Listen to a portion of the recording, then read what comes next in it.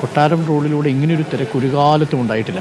വളരെ കുറച്ച് ആളുകൾ, എണ്ണം പറഞ്ഞ ആളുകൾ മാത്രമാണ് സിതാരയിലേക്ക് ഇങ്ങനെ വന്നു കയറിയിട്ടുള്ളത്. ഇന്നിപ്പോൾ അന്ത്യയാത്രയ്ക്ക് ഒരുങ്ങുന്ന, ഒരിക്കലും തിരിച്ചു വരാൻ സാധ്യതയില്ലാത്ത ഒരു യാത്രയ്ക്ക് ഒരുങ്ങിക്കൊണ്ടിരിക്കുന്ന MT വാസുദേവൻ നായരെ കാണാൻ ഒരു നോക്ക് കണ്ട് തിരിച്ചു പോകാൻ വേണ്ടി ഈ മനുഷ്യൻ്റെ തൂലികയിൽ നിന്ന് വിരിഞ്ഞ എത്രയോ കഥാപാത്രങ്ങളെ സ്വന്തം അനുഭവമായി മാറ്റി ആസ്വദിച്ച ഒരുപാട് വായനക്കാരും എഴുത്തുകാരുമാണ് MTയെ കാണാനായിട്ട് ഇപ്പോൾ എത്തുന്നത്. വരി നിൽക്കുന്നത് പ്രേക്ഷകർക്ക് കാണാൻ സാധിക്കും. മുഖ്യമന്ത്രി പോയതിനു ശേഷം ഇപ്പോൾ നാട്ടുകാർ യഥാർത്ഥത്തിൽ പൊതുദർശനമായി മാറിക്കഴിഞ്ഞു അല്ലേ? സിതാരയിലെ വീട്ടിലെ സ്വീകരണ മുറിയിൽ MT വാസുദേവൻ നായർ ആരോടും ഇനി തിരിച്ചൊരു കുശലം ചോദിക്കാതെ കണ്ണട വെച്ച് അന്ത്യയാത്രയ്ക്ക് തയ്യാറെടുത്തിരിക്കുകയാണ്. ഇനി ഇവിടെ നിന്ന് 3:30 കൂടിയായിരിക്കും MT വാസുദേവൻ നായരെ മാവൂർ റോഡിലുള്ള പൊതുശ്മശാനത്തിൽ, നവീകരിച്ച ശ്മശാനത്തിലേക്ക് കൊണ്ടുപോവുക. അവിടെയാണ് സ്മൃതിപഥം എന്ന പേരിലുള്ള സംസ്കാര ശ്മശാനത്തിലെ ആദ്യത്തെ, നവീകരിച്ചതിന് ശേഷമുള്ള സംസ്കാര ചടങ്ങുകൾക്കാണ് ഭാഗമാകുന്നത്. എന്തായാലും ഈ കാഴ്ചകൾ നമ്മളെ സംബന്ധിച്ച് വല്ലാതെ വേദനിപ്പിക്കുന്ന കാഴ്ചകളുമുണ്ട്. തീർച്ചയായും ഒരുപാട് പേര്, പക്ഷെ നമ്മൾ കാത്തിരുന്നതാണല്ലേ.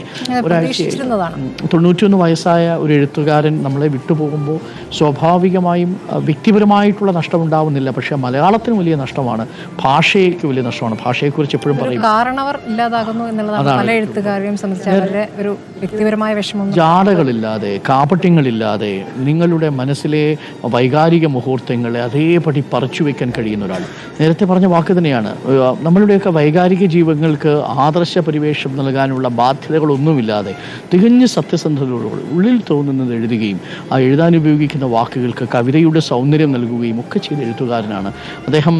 എത്രയോ തവണ എഴുതി തിരുത്തിയ വാക്കുകളാണ് നമ്മുടെ മുന്നിൽ ശരിക്കും അളന്നൊപ്പിച്ച വാക്കുകളായിട്ട് വരുന്നത്. ഒരു കവിതയിലെ വൃത്തം പോലെയായിരുന്നു യഥാർത്ഥത്തിൽ കവിതയിലെയും നോവലിലെയും ഒക്കെ അദ്ദേഹത്തിന് ഇതിവൃത്തങ്ങൾ എന്ന് പറയുന്നത്. സ്മൃതി കവിത തുളുമ്പുന്ന വരികളാണ്. ഒരു കഥയിലൊരു ഭാഗമുണ്ടെങ്കിൽ അങ്ങനെ തന്നെയാണ്. അദ്ദേഹം പറയുന്നുണ്ടല്ലോ, അറിയാത്ത അത്ഭുതങ്ങളെ ഗർഭത്തിൽ വഹിക്കുന്ന മഹാസമുദ്രങ്ങളെക്കാൾ എനിക്കിഷ്ടം എന്നെ അറിയുന്ന നിളയാണ് എന്ന് പറയുന്നുണ്ട്. എന്ന് പറയുമ്പോൾ അതിൽ പോലുമുള്ള അദ്ദേഹത്തിൻ്റെ വാചകങ്ങൾ ഒരു കാറ്റത്തൊരു തിരി കെട്ടുപോകുന്നത് പോലെ കെട്ടുപോകണം ഈ നിമിഷം എന്ന് പറയുന്നുണ്ട്. മരണത്തെക്കുറിച്ച് പറയുന്നുണ്ട്, ജീവിതത്തെക്കുറിച്ച് പറയുന്നുണ്ട്. മരണത്തോട് സന്ധി ചെയ്തിരിക്കുന്ന ഒരു ഇടവേള മാത്രമല്ലേ ഈ ജീവിതം എന്ന് പറയുന്നത്. ജീവിതത്തിൻ്റെ നശ്വരതയെക്കുറിച്ച്, ചെറിയ ലോകത്തെയാണ് കഥകളാണ്, പക്ഷെ ചെറിയ ലോകത്തെ വലിയ മനോവ്യാപാരങ്ങൾ. അതെ.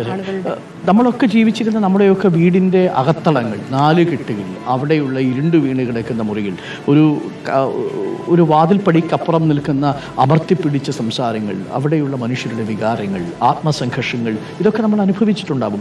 നിങ്ങൾ വളരെ ഒരു വലിയ തോരാമഴയിൽ നിങ്ങളുടെ വീട്ടിലേക്ക് തിരിച്ചു കയറി വരുമ്പോൾ പട്ടിണിയുള്ള വീട്ടിൽ നിങ്ങളുടെ മകന് ഒരു ചാക്കരിക്കഞ്ഞിയും അവിടെ എത്തുന്ന അതിഥികൾക്ക് കുറച്ചുകൂടി നല്ല ഭക്ഷണവും കൊടുക്കണമെന്ന് ആഗ്രഹിച്ച് നിസ്സഹായി നിൽക്കുന്ന ഒരു അമ്മയെ നിങ്ങൾ കണ്ടെത്താൻ സാധിക്കും.